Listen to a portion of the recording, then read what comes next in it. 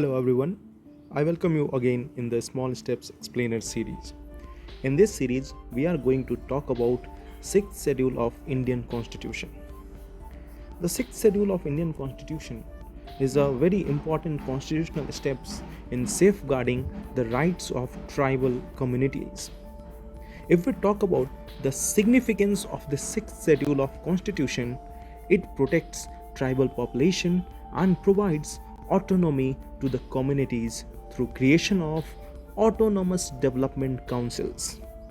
These autonomous development councils, they can frame laws on land, public health, agriculture and other subjects. So in a way, this 6th schedule of the constitution empowers the tribal communities to govern themselves. At present, we have such 10 autonomous councils which exist in Assam, Meghalaya, Tripura and Mizoram. There is a 5th schedule of constitution also. The 5th schedule of constitution talks about those scheduled areas and scheduled tribes. It talks about the administration and control of scheduled areas and scheduled tribes in the rest of India. But for the 4 states of Assam, Meghalaya, Mizoram and Tripura, we have the 6th schedule. So let us see how it works.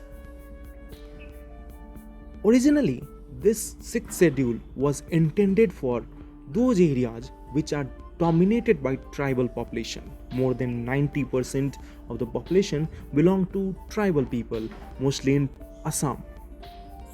And these areas were also classified as excluded area under the Government of India Act 1935 before our independence. And it was also under the direct control of the governor at that time. Now, this provision, 6th schedule, was added for administration of tribal areas in only 4 states as we have discussed: Assam, Meghalaya, Tripura and Mizoram. What was the objective? The objective was to safeguard the rights of tribal population in these states. Then we have to see how it works, how it actually works.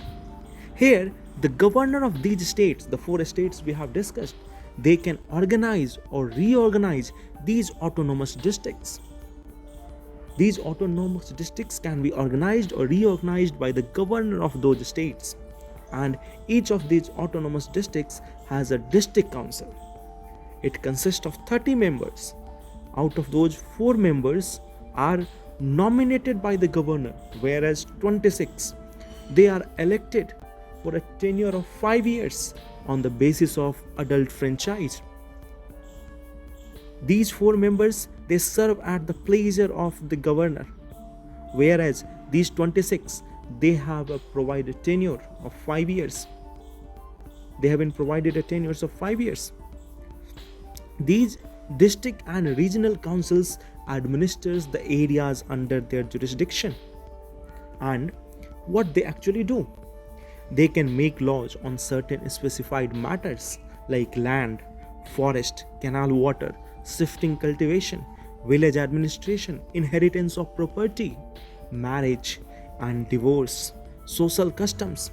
Means those matters which are essential for the tribal community to safeguard their own culture, tradition.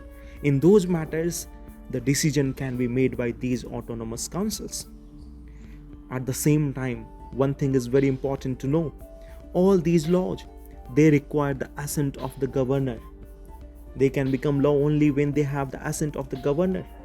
So any absurdity can be removed by a check and balance, that is through this governor post. Assent of governor is must.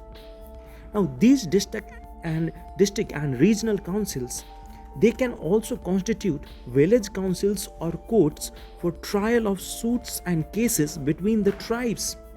So they also have this option that they can create the village councils or courts which can trial the various cases which are there between different tribes. Okay. So in this manner, what we have seen, what is the main function of the or autonomous district council, how they are constituted and what is their intent.